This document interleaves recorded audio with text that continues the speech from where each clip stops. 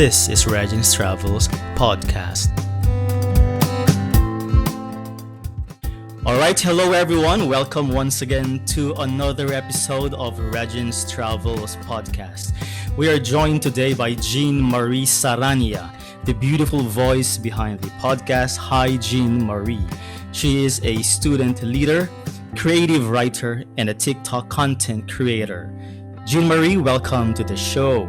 Hey, thank you so much for having me, Regin. I appreciate it. How are you doing right now there in Cebu? You're in Cebu, right? I'm actually great. I just got vaccinated a few days ago. Life's been good, I guess.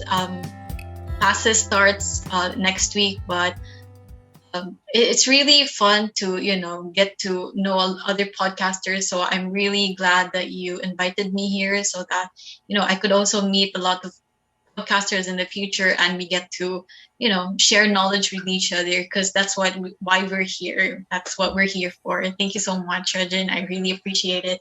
And yeah, that's how I am today. Like, life's perfect today. So you're still studying, you're still a fourth year communication student. So how do you do your classes nowadays, since we are still in the pandemic, we're still under ECQ. So how do you guys do your studying? Yeah, we have been in online classes ever since last year.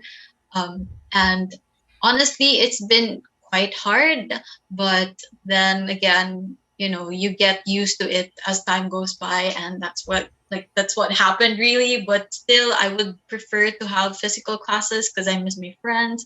I miss, the classroom setting, but no can do because of the pandemic. But I mean, it's fun, but I think like a lot of the people in this generation, especially my generation, is, missing out so much because of this pandemic, but we don't really have much choice. But I guess, we'll get there again, hopefully in the future. I'm not sure when, but yeah.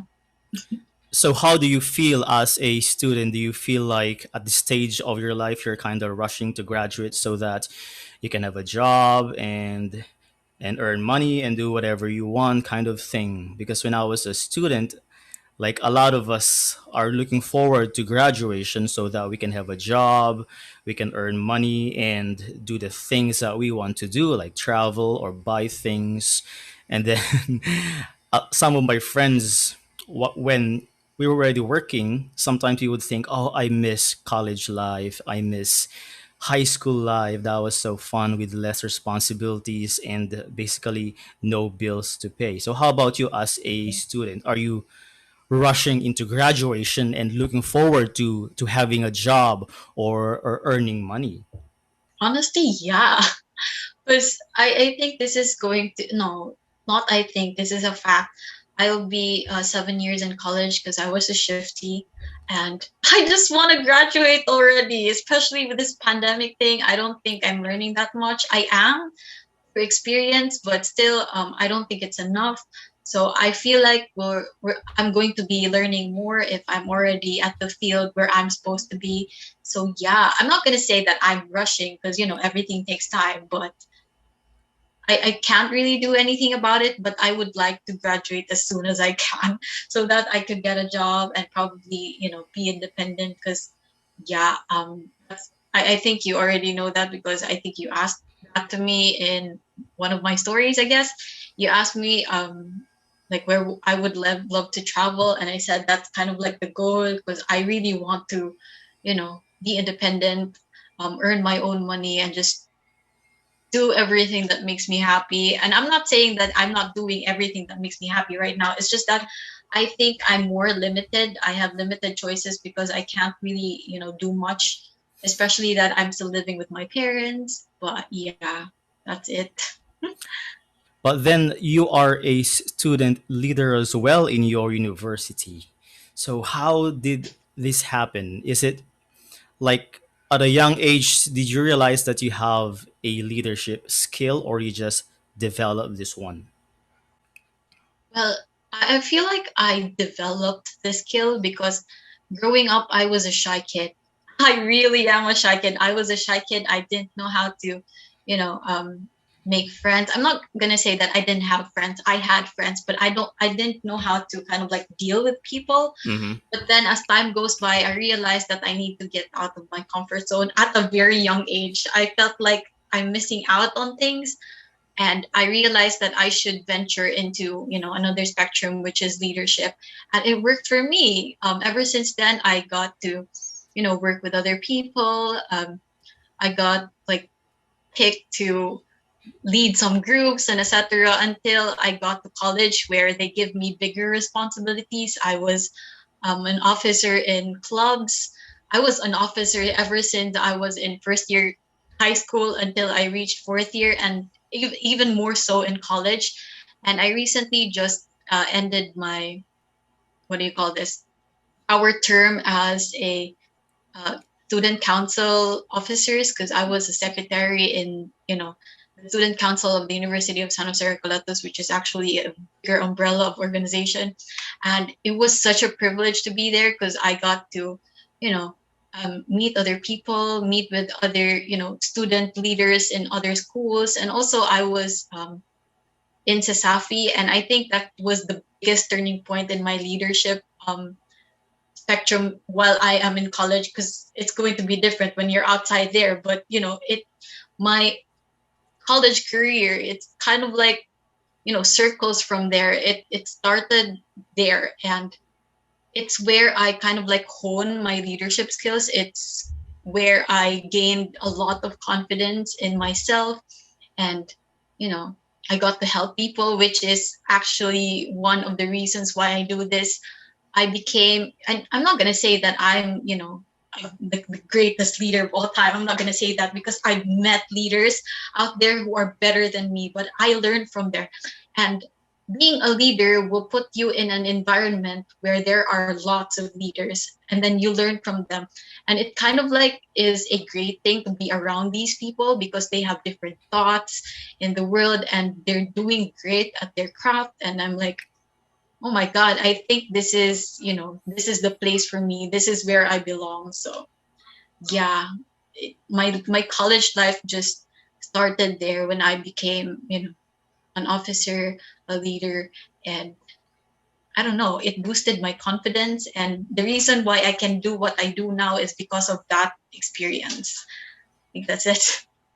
Yeah, I think that's really admirable. You know, people admire leaders, and what you do is, as a leader of your school, is really admirable. But the reason I ask is because there's a saying that says leaders are born, not made. But then you said that you were a shy kid, and you think you didn't have the skills in the beginning, but you honed it, and I think it's also a skill that can be developed, as evidenced by you. Honestly, yeah, I really do not believe that leaders are born. Perhaps if you were born with a silver spoon, that's kind of like true. But no, I don't think so. Because the leadership skills that one must possess to really, help people and do the things that leaders are supposed to do, it's kind of like learned along the way. Mm, It does not come naturally. That's what happened to me, because I used to think that, you know, the leaders are just for those people who already have background in their families and gonna. That's not true. That's not really true. If you kind of like go back to the ancient times when there weren't no leaders, how did leaders, kind of like sprouted? It didn't come from saying that, oh, I want him to be a leader. They became leaders because we believed in them. But those skills that they had, it didn't come naturally to them. Perhaps it's instinct, because those are different times. But today it's really different, because you can learn every skill there is. Even singing, you can learn it. You can learn dancing. You can learn everything. Honestly, um, one example is Ed Sheeran. You know Ed Sheeran, right? yeah, He's a very great singer, but he used to not know how to sing. I mean, I'm not gonna say that he didn't know how to sing. It's just that his skills today is different from his skills before. And leadership is a skill, so it can be learned. That's yeah. what I believe in. Yeah, skill. When you say it's a skill, then definitely it can be learned by constantly doing it by repetition. Yeah, Ed Sheeran is he the one who sang "Perfect"? This song, "Perfect," right? I love that song. I love that It, too. it's a great song. It is. It is. Oh my god, I love Ed Sheeran. But I yeah, I listen to your podcast episodes. Your podcast is awesome, by the way. You talk about healing, much. self healing, dealing with mundane but relatable problems such as rejection, love, wow, love, and other life lessons. So, Jean, what made you decide to start a podcast? Well, there was a very big turning point in my life last year because again, I started podcasting in. Sorry, there's something in my eye, but yeah, I started podcasting in November of last year, Mm-hmm. and the reason why I did that was because it was always a plan, Uh huh. but I didn't do it. Like I've always planned to, do vlogs and podcasting, but then I realized I'm not, why am I not doing it? And then I realized it's because, there are fears in my head. But when a big turning point in my life, I was at a really low state. I was diagnosed with clinical depression by a psychiatrist, and that was the turning point. I was like, I don't like what is happening to me, and I want to get out of it. So I started a path to healing. I kind of like, did a lot of meditation. I did a lot of self-healing, studies. I really pushed myself to heal. I'm not going to say that I rushed myself to healing. I did not say that, because up until now I'm still healing and I know that, but I'm actually better. And it's also because of my podcast, because I make my podcast as some sort of journaling, so that when I listen to my podcast before, I kind of like listen to my own thoughts. I listen to who I was before. So I'm not only doing it to help other people, I'm also doing it for myself to, check how far I've come. So that's why I do podcasting. Wow, you've mentioned journaling as a tool for healing or as a tool for, let's say, maintaining your sanity. And can you talk more about journaling as why is it effective in terms of healing or maintaining your mental health? Because I've also heard a lot of advices or articles that says one of the things that you can do to further take care of your mental health is to write down your feelings or journaling. So what's in journaling that makes it a very powerful tool or an activity for our mental health? I think it's very amazing, honestly. It works like magic. Because there's this one psychiatrist that I follow. I'm not, because I have a lot of people that I follow and I listen to, but this is what I remember. It's like, when you journal, kasi diba, when you have your own thoughts, you have your own emotions, sometimes it gets hard to control it. But when you write down your emotions, you kind of like, it happens automatically that you kind of like understand it one by one, because when you write, you can only write words at a time, 3 words at a time. But when you're, rummaging through your own thoughts and just sitting there and doing nothing, a lot of things are going in your mind. It's like, I'm thinking about this, but I'm also thinking about this, and I'm thinking about that. But when you write it down, you're only thinking of one.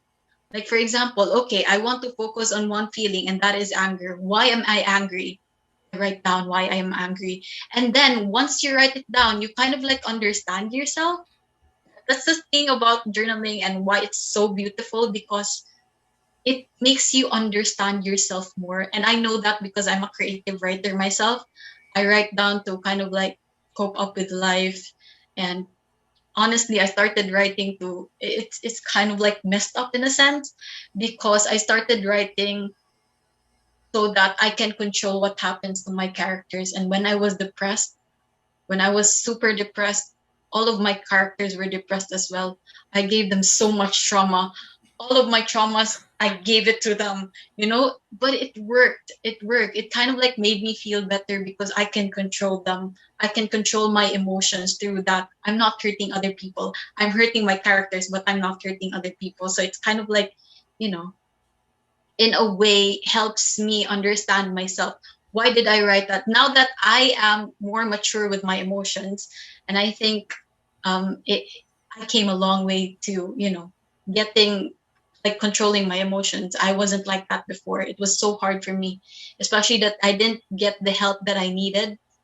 But right now that I'm more emotionally mature, I realized that the reason why I wrote that was because, I was depressed. I didn't realize that before. I didn't realize that I was torturing my characters because I was depressed. But now that I understand, I realize that the reason why I wrote depressing characters, traumatic scenes was because I had no control of my emotions, and I felt like I need something to, channel that through, and that's through writing. Honestly, there are a lot of writers who do that. The reason why they kill their characters all of a sudden, the reason why they make happy characters is because it is a reflection of how it is in their life. Like for example, Taylor Swift kind of like writes songs about breakups because she underwent a breakup, right? She writes sad songs because she was sad. She writes happy songs because she's happy. That's kind of the thing with journaling. When you journal, it's where you get to express yourself through writing. And through writing it down, you are like in control of your emotions. Perhaps not all of the time because you can only do that when writing, but it's kind of like that's what happens. And also it's a way for you to check on yourself. Like for example, you've already done journaling for a year and then you track your progress. You kind of like read what you did before. You're like, oh my god, I was this depressed last year, and then now that I'm writing this journal, now I'm happy. It gives you a sense of fulfillment to know how far you've come. So I think that's what makes journaling so powerful. It empowers you in a sense because you see your progress. Even though it's very little, you're happy because you went to that dark place and now you're here. So that's what happened to me as well. That's why I really recommend it if you want to take the path to healing. Wow, that's amazing. Really, I think it's the way you describe it. I think journaling is so underrated nowadays because we have these technology in front of us, smartphones, computers, that nowadays, like, I think only a few people write, like actually manually write. And the way you describe it, I think it's a very helpful tool. And I think one of the reasons as well is because you can like purposely pause for a moment, especially in this world nowadays that we live in where everyone is rushing. Our thoughts are always on the go with all the information that we receive on the internet, on social media. So journaling is kind of like listening to yourself. Having a pause, writing down your thoughts is really good for your soul, for your mental health. It's kind of like the Buddhist concept of being Zen or being in the moment. I love Buddhism so much. I'm not gonna say that I'm a Buddhist, but I love, their concepts of things. And yeah, actually, here's the thing, you don't just like journaling isn't limited to writing. The reason why I do podcasts is because it's kind of like my journal way, because it doesn't matter how you do it, because journaling has no format. Honestly, you could just write anything and that's called journaling already. So what I do is that I write down all of my topics and then I record it so that I can hear it again, because sometimes I don't want to read. So I'm more of like a audio visual learner. So I like to see and I like to hear. So the reason why I do podcasts is because I like to listen it from time to time. And if it works for you, if you prefer like recording yourself, it doesn't matter. You can do like what do you call this, like video journal. You record yourself and say, I'm sad today, just looking at your phone, which is why I really like it that Facebook and Instagram has stories, because it also reminds you of how far you've come. You can, tell tell everybody what you're going through today, or just yourself. It doesn't really matter, and you can look back. That's the thing. You can look back on the progress that you've made.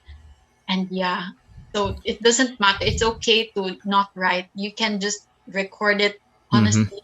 You can do whatever, because that's the important thing is that you get it out of your system. You get the emotions, the feelings out of your system, and that's the most important part of journaling. Right, right.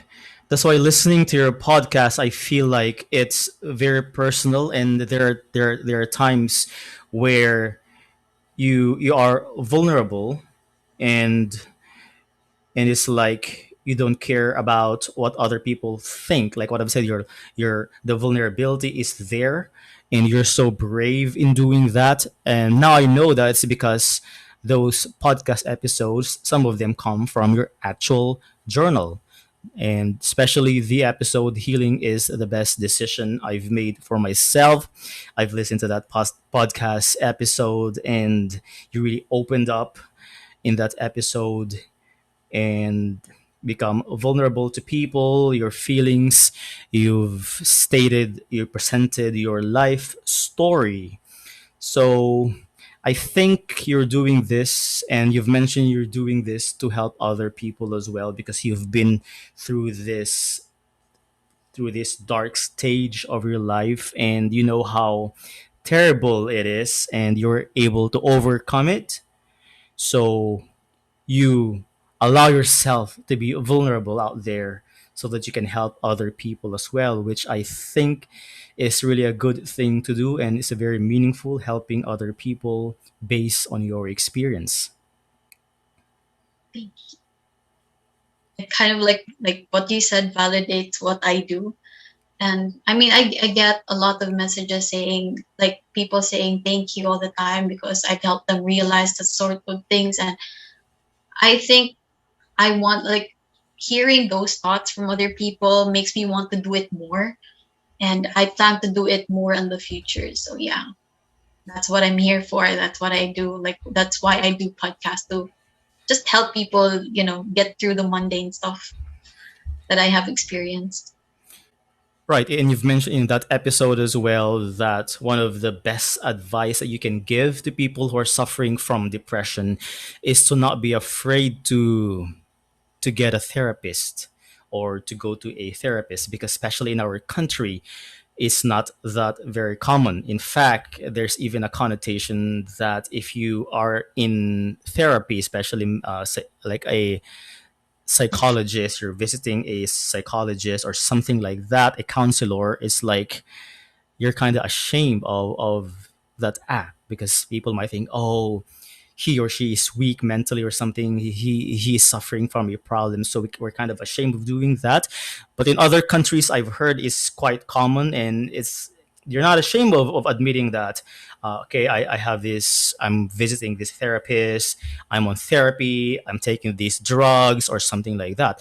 I remember working. I was working in Beijing before, and our company provided us a company help, kind of like a helpline, something like that. We call it EAP, Employee Assistance Program.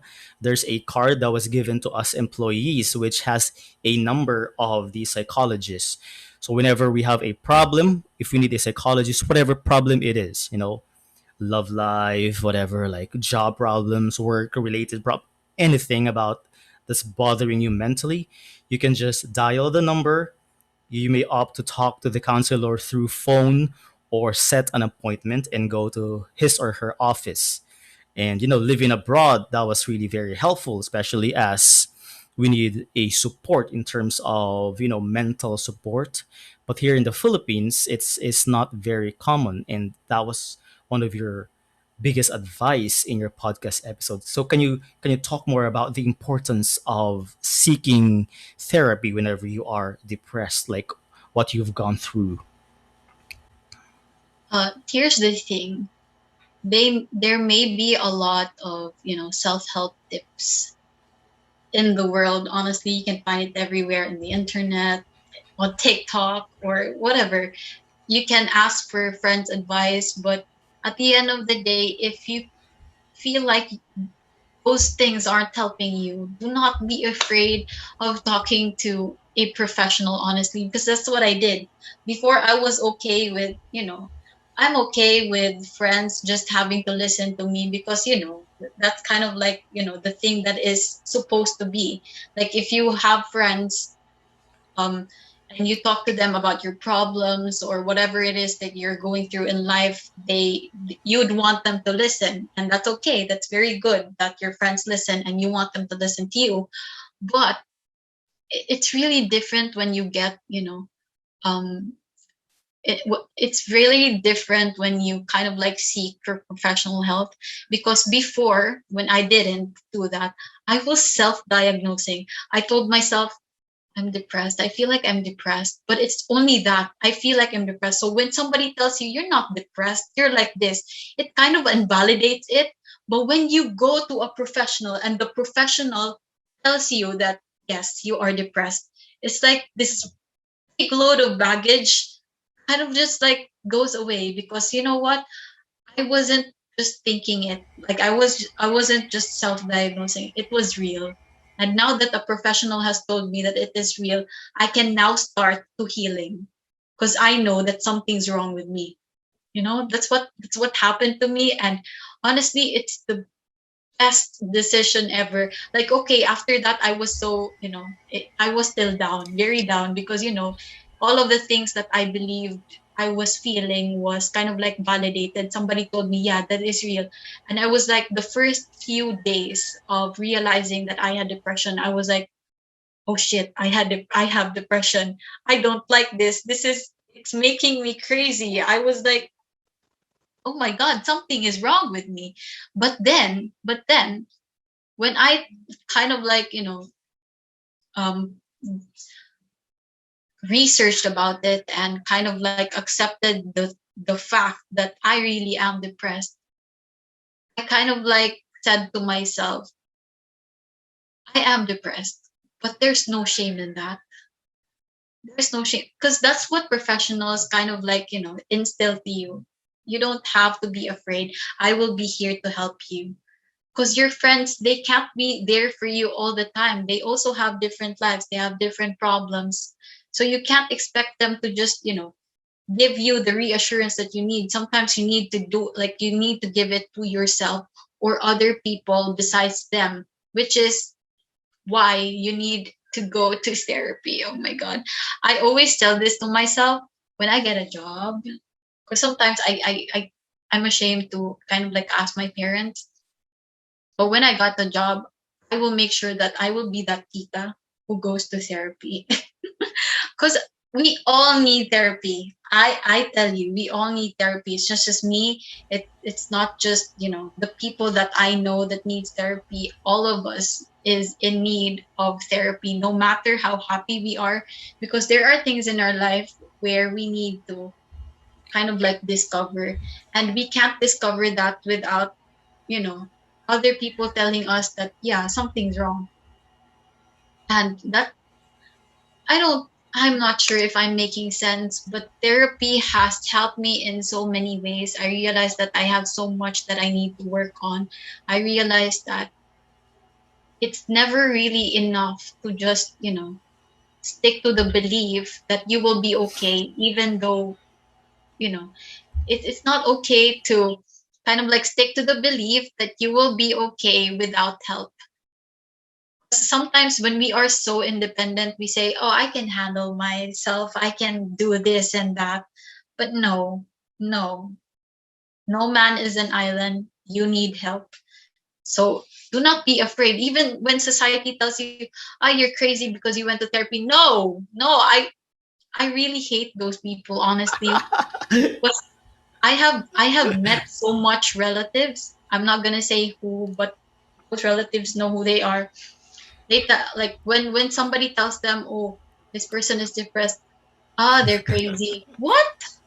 Well, you're crazy for thinking that other people is crazy because they're depressed. No, that doesn't work that way. So yeah, it's really sad. It's really sad, especially in the Philippines, because when you say that you're depressed, it's like people would actually tag you as something that is, weak, like what you said. But no, actually, it's kind of like the opposite. You understanding that there's something wrong is already so brave. It's already so brave for you to think that, yeah, I am not okay, because some people don't do that. They're so good at pretending, no, I'm okay, even though their life is like falling apart already. So it's okay. No, you're not okay, and you need to accept that. That's why I feel like every person who's out there who's kind of like saying that they're not okay is very brave, because that's the first thing to healing, like acknowledging the fact that you are not okay. That's it. Yeah, I think especially nowadays, a lot of people are suffering from depression, especially because of what's happening, obviously. But even before this pandemic, there's even a rise in depression and mental health problems already. So I think that was a good topic, discussing about mental health, discussing about healing, and promoting seeking a therapist or going to therapy. And you've even mentioned that one of the reasons why in our country not a lot of people seek therapy is because of the money issue. They think it's expensive. And you even mentioned that some expert or some doctors even offer free consultation online. And that's where I actually got my free consultation, because I really felt like I really need to seek for help already, because yeah, again, I was in a very depressing state. So what I did was I asked for people where to seek for therapy, because it doesn't matter, I'll just ask for help if I don't have financial issues. It doesn't really matter, because it's your health that you're talking about. It's your health that you're talking about. Some people would, I know it was a privilege on my part, because I had the resources to know that, you know, oh, these people are giving free consultation. But how about those who doesn't really know where to go? The reason why I kind of like did that episode was to help a person, because that was a dedication. Yeah, yeah, I you've have mentioned that one. friends. I have friends who are, undergoing something, and I'm not gonna say that I understand them. That's why I will always tell them, you know what you're feeling is valid, but I'm not sure that I'm the right person for you to ask for advice. So I advise you seek therapy, because again, you can't assume that you understand them. That's the thing. You can't assume that, okay, I understand you. You don't. You have different lives, different backgrounds. You don't understand them. You know who's going to understand them? Professionals, because that's what they do. That's what they do. And yeah, the I seek for therapy, for maybe just 2 sessions actually, but it's been a really great help, because I got all the things out. I kind of like understood myself, because the therapist asks you questions and then they diagnose you. And but I feel like it's lacking. That's why I told you like a few lines ago, that when I get a job, when I can, sustain myself, I would really, really want to go to therapy. Even though I feel like I'm already healed, I would love to see a therapist and, seek for help. And that's what I want to, like, people to kind of like um understand, that even though you feel like your life is okay, but if you still have those depressive thoughts and depressive feelings, you will need help. So, and I'm really glad that I'm in, a circle of friends who, understand that therapy is very important, and they encourage me, I encourage them, we all encourage each other to go to therapy. So most of my friends would love to go to therapy once they're, out there. And I think that's very good, because we're kind of like breaking a chain of stereotypes. Yeah, So yeah, definitely. it's a good movement, honestly. Yeah. And I would love to, use my platform to kind of like raise awareness. And yeah, yun. Kasi that's kind of like the point as well, to raise awareness, because I am also an advocate of so many things. I am an advocate of bullying. I am an advocate of, anti-sexual harassment. I am an advocate of HIV. I am an advocate of a lot of things, honestly. And one of the most important things that I advocate for is mental health awareness. And Right. yeah, Right. therapy is very helpful. And I think it's very timely, especially with what's happening around right now. Like you started this podcast, you discuss about these things, you talk about these things. It's really very timely. And there's even one who commented on your post on Facebook on the podcast PH group that she said that these kinds of podcast episodes are very comforting because I think we really need more of those in these times of crisis. And you've mentioned that one of your goals is self healing or to better improve oneself, to promote improving oneself in general, because in doing so, you become a better person and you become kinder to other people and you treat other people better, which means the opposite is true that if you are not yet healed or you're not yet you're not seeking the best version of yourself, then it's quite hard for you to really be kind to others or to spread positivity or to influence others in a positive way. So it all has to start within ourselves to further improve ourselves, whether that be mental health or our routines, whatever. The goal is to improve yourself. And in your case, you kind of, as of the moment, focus on self healing because that was based on your experience. So that was really good. Yeah, thank you very much. I actually, feel this. Like, I mean, yeah, what everything that you said is right. When you're not healed yet, there's a very huge possibility that you will project your, brokenness to other people, and in turn, you will break other people. So I don't want to do that, and I don't want all of the people that I know to know that, which is actually kind of like very good on my part, because I've already established a platform not only on Facebook but also on TikTok, because I also talk about, well, most of the things that I talk about on TikTok are, um, creating healthy relationships. Because, but I That's kind of good. like That's good though. That's good though. Yeah, that's yeah, needed but as well. I kind of like inculcate the thought of, self improvement Hmm. and self reflection. So still, even though I'm kind of like advocating for healthy relationships, I'm kind of more advocating on, checking yourself. Perhaps you're the toxic person. Perhaps Yeah. something is wrong with you, why you're that's why your relationship is toxic.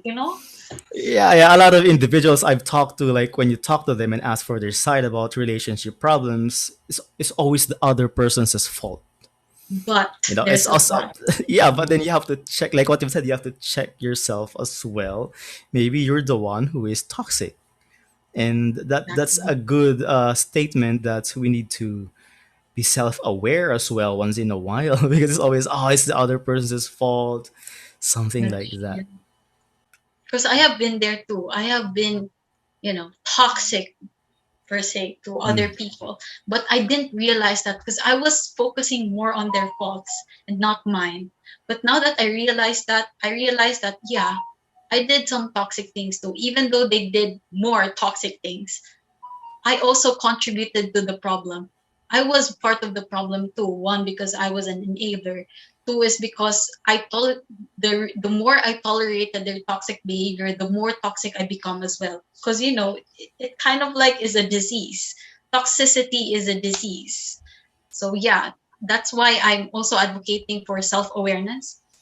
I really kind of like, which is why it's very gratifying to like see comments on my TikTok saying, "Alam mo ate, I've learned a lot from you. Because of you, I've learned to self-reflect." Or, "Me and my boyfriend's communication has gotten better because of your content." And I'm like, "Oh my god, everything that I do has been validated, and that's why I continue to do this, to help other more people." So yeah, Not just that, even on your Instagram stories, you posted a question, right? Like, or what they call that feature of the Instagram story where we can ask the question. ask a Yeah. question, the one, and a lot of questions they were about relationship questions towards you. I Because was most reading of that and I was like, yeah, what will I do with LDR relationship? What will I do with my boyfriend who is a narcissist? What will true. Because most of my contents on TikTok are like that, and then there's this feature on TikTok where you kind of like link your Instagram to there, and I kind of link my Instagram to there. So most of my Oh, followers they kind of like okay. follows me as well on Instagram. Oh, okay. And the reason why they ask questions to me there is because I don't reply much on TikTok because there's a lot of questions already. I cannot answer them Wow. all. So, you know, that's why I do. And it's really fun actually.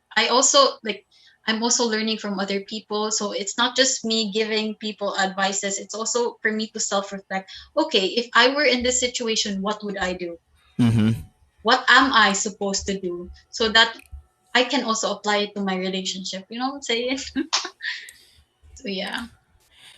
Yeah, one of my favorite episodes on your podcast is your latest one, which is what was the title of that? Let me check. Is it okay to be friends with the opposite sex?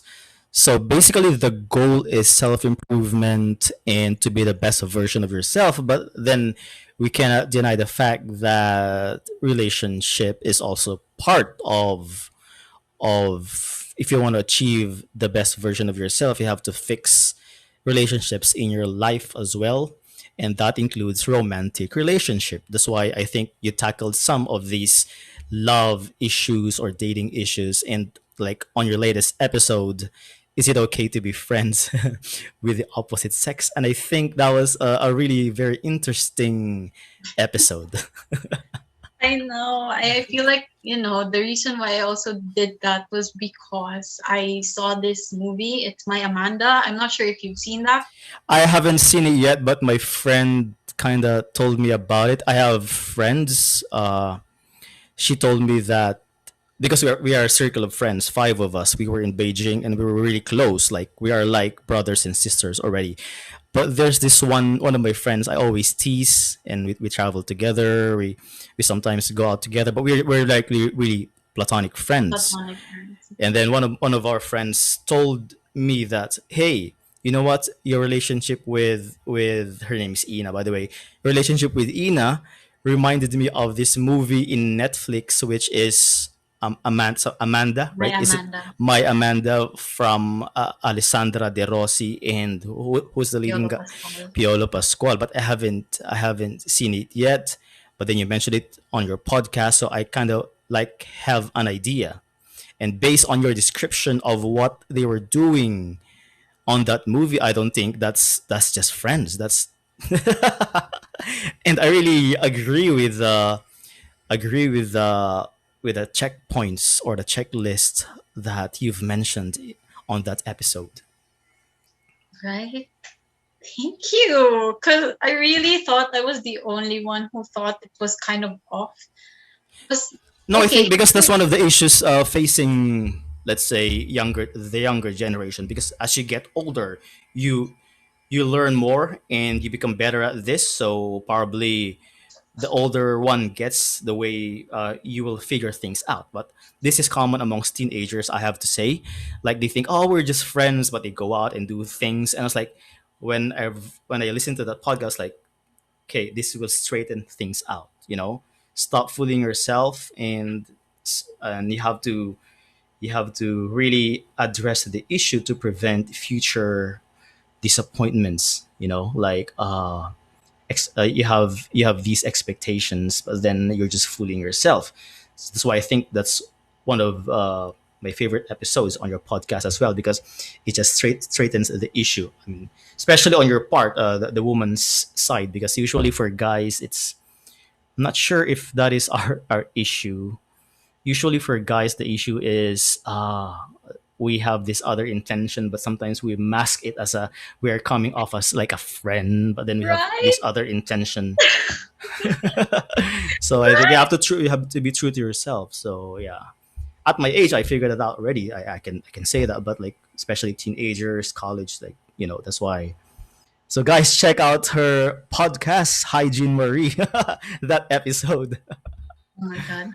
It was a very gratifying episode because it was kind of like it started as a rant, right?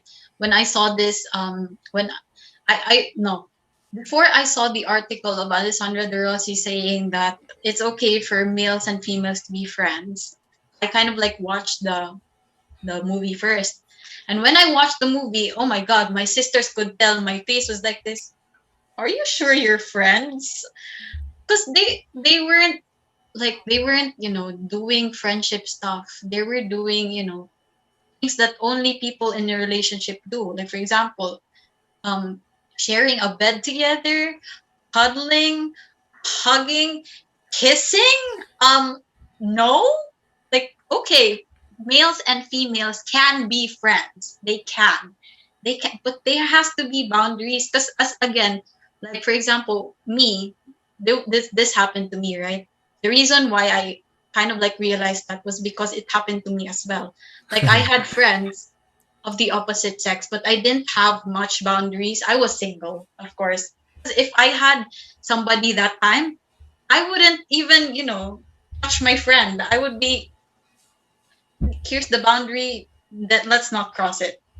But when I was single, there was this time where I had friends where I wasn't really, putting boundaries, where I'm like, okay, we're just friends. I'm doing this like I'm holding their arm because we're just friends. We're that close. We're that close. So I can touch their arm. That's in my head. That's in my head. I don't feel anything. They're just my friend. But the other person, oh my god, they're feeling different things already, until you realize that when they kind of like confessed to me, they said, "Can we talk? um Actually, I've liked you and I think you like me too." No, I don't like you. I'm just fake flirting with you. And it's not gratifying, honestly. I feel bad for doing that. But I didn't realize that before because again, my thought was I can do that because we're friends. Because I do that to my girlfriends as well, you know? But it's different talaga. It's different. That's why we need boundaries because there's a lot of people like, cheating incidents because I've also, listened stories to cheating and, I've had my own fair share of, cheating partners whatsoever. And even me, I'm not going to deny that. I'm not going to say that I cheated in a way that's physical. No, just the thought that I have emotionally invested to another person while being in a relationship, that's already cheating. And that's what happens when you don't have boundaries with your friends. That's what happens. And I don't want to repeat that same mistake again. So if you are in a relationship, you really have to put boundaries. I was young back then, but still I don't excuse myself for that mistake. So yeah, I won't ever do that again. So please, to everybody who's listening to this, listen to my podcast if you have a boyfriend or girlfriend, and then you will understand why you should like why you should really create boundaries with your girl or boy best friends when you already are in a relationship. Because when you're single, it's okay, you can do that.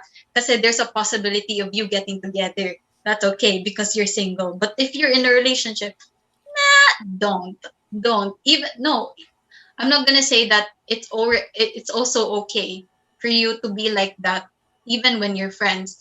You can only do that when you feel like you like the other person as well.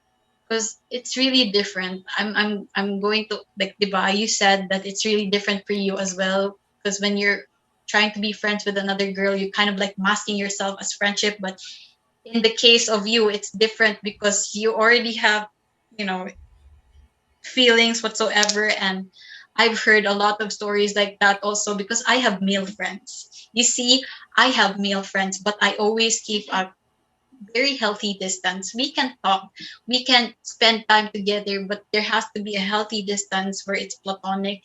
It's not something like, because I don't get the point of you being in a relationship when you also do those things that you do in a relationship with your best friend. So kung ganun, kayo na lang ng best friend mo, 'di ba? Like if my boyfriend does that to me, like he has a real best friend and then they're doing the stuff that we do, wag na lang ako, kayo na lang.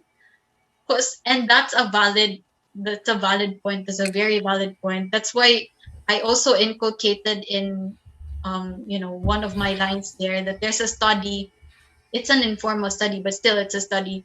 It says that married couples would prefer that their partners not have very close friends from the opposite sex, and that's the reason why. That's the reason why. When we're young, we don't realize that I'm still young, but still I already know that because I'm trying to seek self improvement, and that's probably why I think people are saying I'm maturing fast. It's because of that, but I don't regret it because I get to see a bigger perspective, and yeah, those are my thoughts honestly. But yeah, I'm not sure if a lot of people would be okay with that. I really don't. Perhaps younger generation, no? But yeah, it's really odd for me, and that's also one of the episodes that I really enjoyed, kind of like recording Yeah. because it's No, oh I my god, think if for our side, I think if because what happens once in a while in on our side is you like this girl and then you pretend to be her friend so that you can have the opportunity to be with her, but then you pretend to be her friend and not being honest to yourself. For guys, I think you just have to be true and you just have to be bold and say what you want. If the girl is not on the same page, then look for other girl. Don't pretend to be friends if that's not your purpose. that's true. So That's true. so what I like about the episode is the checklist is like an awareness.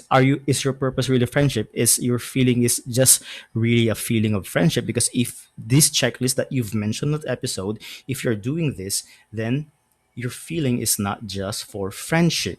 So what you need to do is to go for it whatever happens, or stop doing it with her if you don't have any intentions. Don't like, oh, I will pretend to be her friend and eventually she will fall in love with me or Oh something. my god, That's not gonna happen. you're that's You're gonna be in true. the friend zone, which is not a good place to be for guys.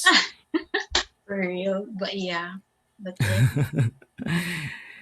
And and on your Instagram, when you posted this ask the question feature, I asked you if money was not an issue, what would you do? And your answer was you want to move out and travel all over the Philippines. So may you break this down for me? Your answer. Yeah. There was this one time where me and my family kind of like traveled to places. We've already been to a lot of places here in the Philippines. I'm not gonna say it's like a lot, but we've been to places here in the Philippines. For example, Palawan. We went to Bohol. We went to Manila. We went to Tagaytay and a bunch of other stuff in Luzon. And I've also traveled because of my affiliations with school. I've also traveled to Cagayan de Oro and a bunch of other places. But yeah, and then I realized there's so much in the Philippines that I know nothing about, and there's so much to discover. So I would love to travel abroad. Of course, that's one of the bucket list. But before that, I want to see what the Philippines can offer. But I cannot do that without, earning. So I need to earn, I need to move out as well. So before, that's kind of like it's a step by step process. Hmm. So yeah, that's the reason why I answered that. I would love to travel, honestly, especially with a significant other. That would be very perfect because you get to try different foods, you get to build memories, and also just see what the Philippines has to offer again, because we are very abundant in you know a lot of places to visit. And if I have the opportunity to do that, I would. I really would. Right, especially you were talking about healing and self improvement. and self reflection. I think one of the best ways to do that as well, those things that were mentioned, is to travel, to go to a place, to have a change of location. It will be very helpful for your soul to reflect, to be amidst nature. You know, a lot of movies have been done about these stuff. Example is That's Eat, Pray, true. Love. You know, they were broken, they traveled, and it's kind of like a fix everything thing. Of course, is there's True. more to that, but the point is, one of the things that you can do for healing, or to even be the best version of yourself, to improve your knowledge, is to travel. That's why, yeah, when you said if money was not an issue, you would definitely go out and travel. I think that was a really good answer, especially one of your goals is to really improve yourself. Very much true. That's kind of like one of my bucket list. Once I kind of like graduate, I would want to go to a place. I don't know. I don't know which place yet, but I would love to, travel somewhere where there's abundant nature and just, go soul searching by myself. Doesn't matter if I'm not with anyone, as long as I get to travel by my own. And that's kind of like, that's a goal. So So, yeah. have you experienced solo travel before?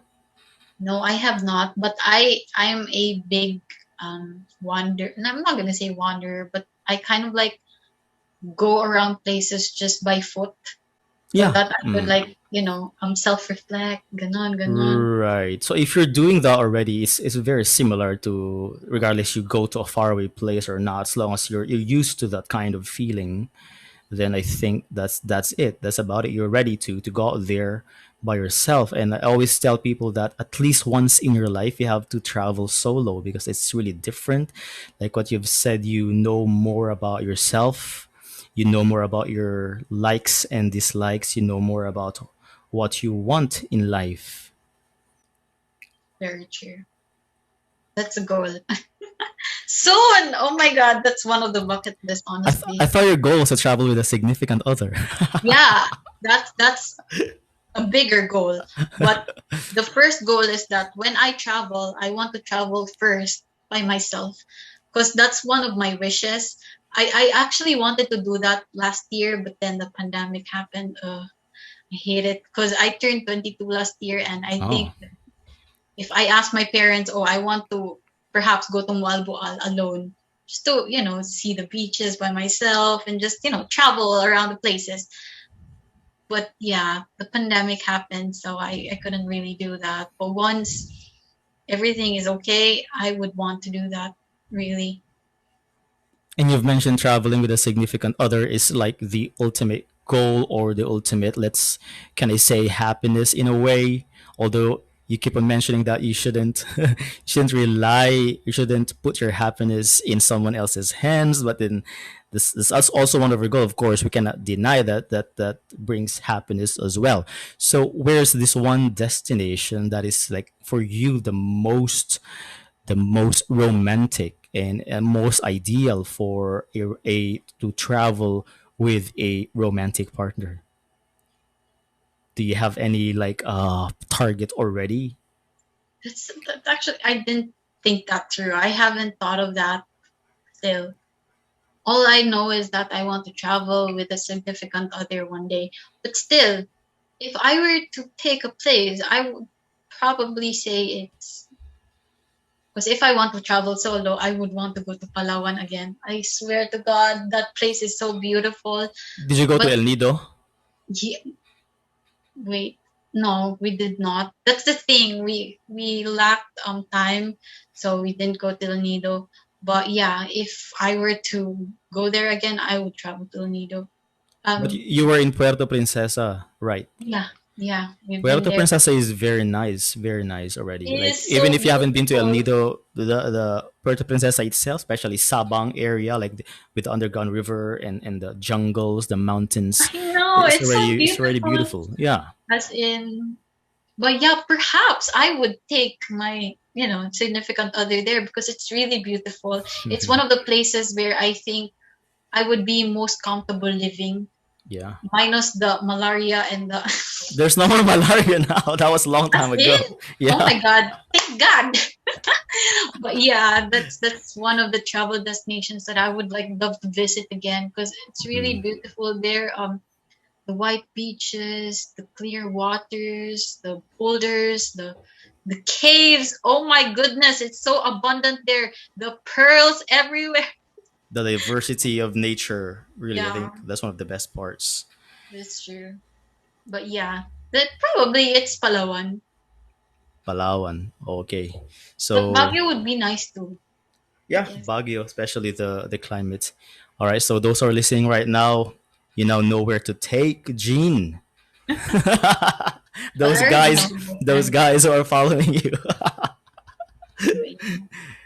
On one of your posts on Instagram, you've mentioned that one of the things that you did to heal, if you will, is to throw away things that no longer spark joy, as inspired by Marie Kondo.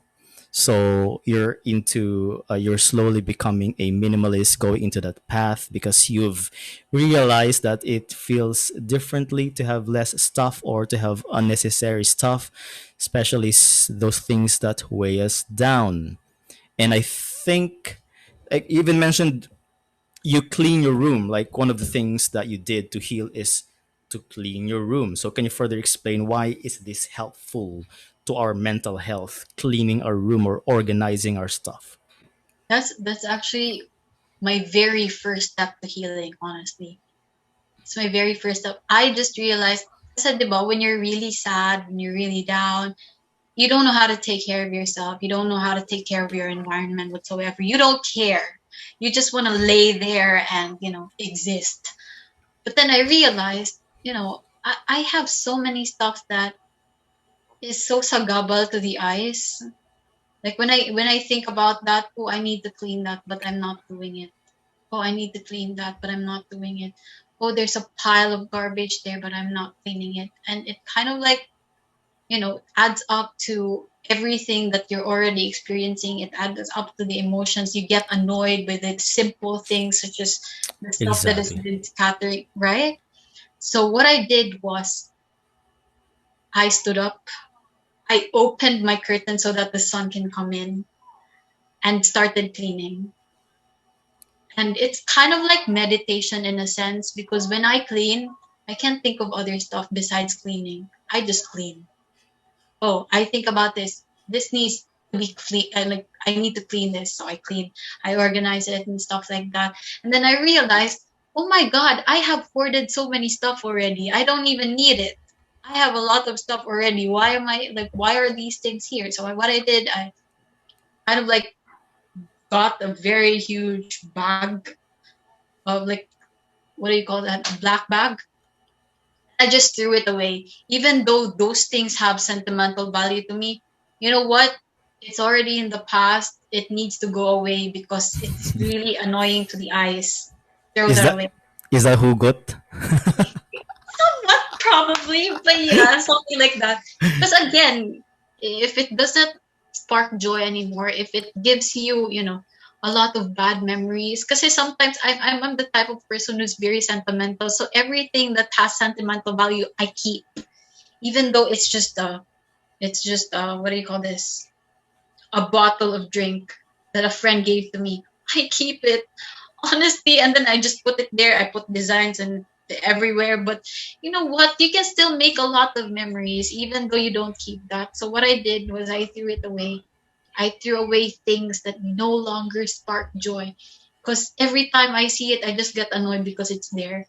I don't want to do that to myself, so I just removed everything. I cleaned all of the all of the dresses that I don't want to wear anymore. I put it in a bag as well. And yeah, and after that, it's like my whole environment was different because I didn't see anything scattered anymore. I can work more efficiently because, when you have a lot of stuff and you're doing things, you look at that one place in your room where there's a lot of stuff, you kind of like think to yourself, oh, I need to do this. Perhaps I need to clean. Or when you put a lot of things that has a lot of writings whatsoever, even though you're supposed to do one thing here, you kind of look up there and then you see those words, so you read those words. So, oh my god, I can't do anything with this state. So it's very nice when I clean my room, when I, when there's not much stuff anymore. I realized that I can work more efficiently. My head is more clear because I have many spaces, like white spaces, that I can stare when I want to think about something. And when I do that, I only think about one thing. I don't think about, I need to clean that. I need to get that away. I don't. So it's really a nice movement to kind of like switch from being a hoarder or being what's the opposite of a minimalist again?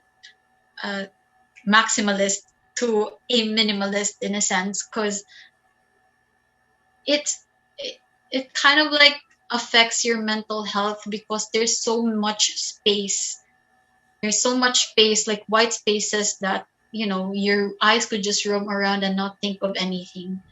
And I think that's really important when you need to heal, because if you have a lot in your head and then externally there's a lot too, it's a bunch of other stuff mixing together.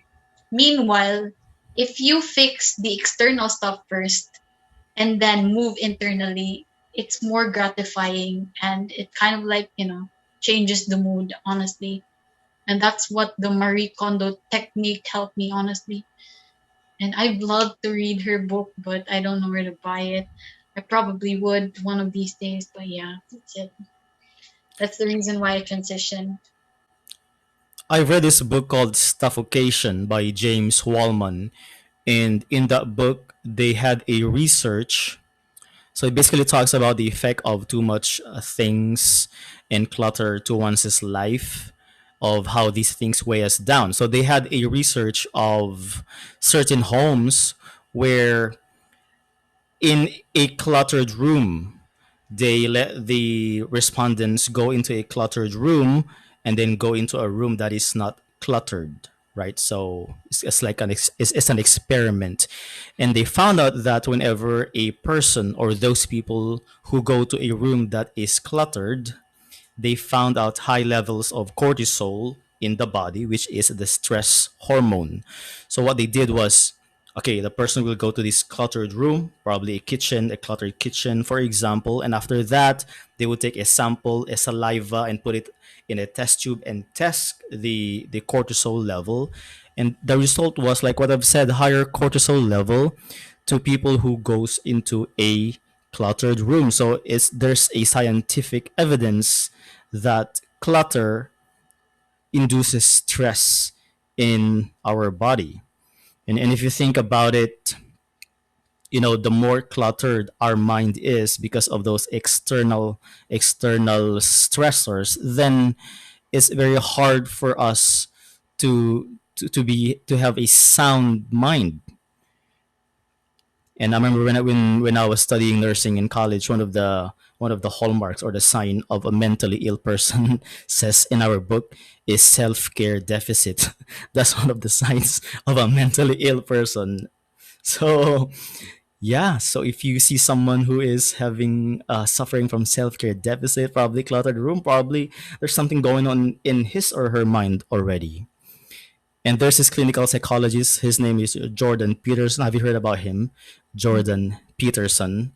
So he's a clinical psychologist. And there was one talker, he was asked, what is the best thing to do to change the world? Like people have this movement, advocacy of changing the world and all that I think stuff. I think I'm familiar with that quote, but okay, continue. Yeah, and then he said the first step, if you want to change the world, what you need to do first is to clean your room.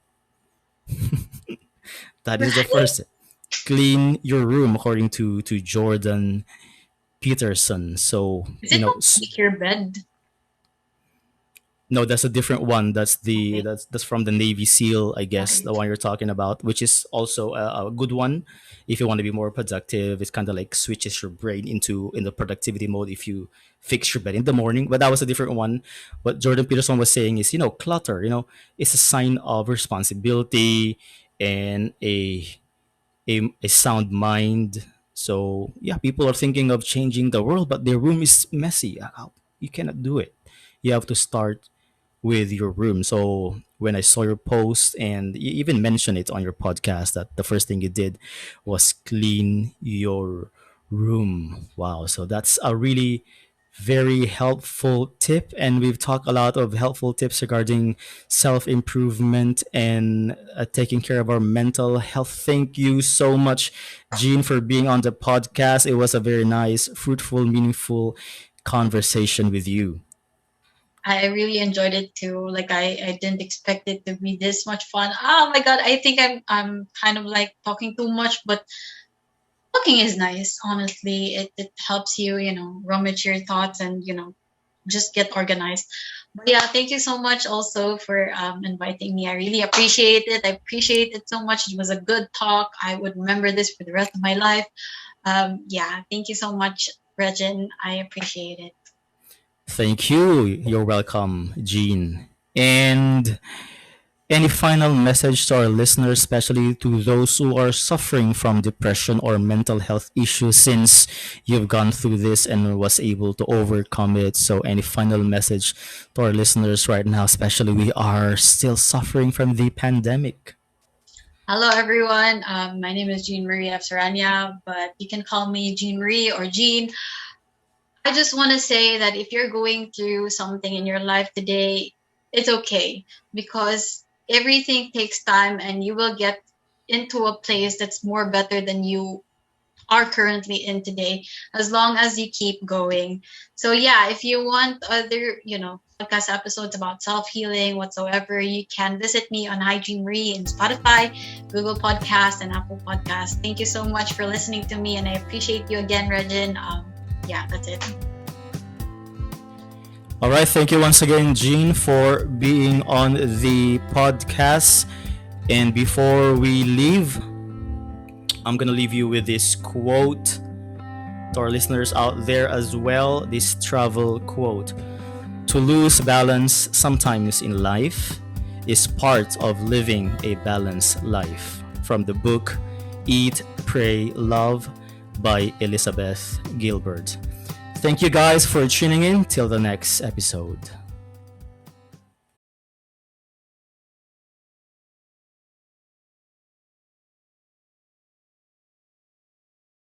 Thank you. Thank That you. was so much fun, honestly. I had so much fun. Thank you so much, Regin. Napaka-mature mo, no, for your age. I Maganda thank yung you ano.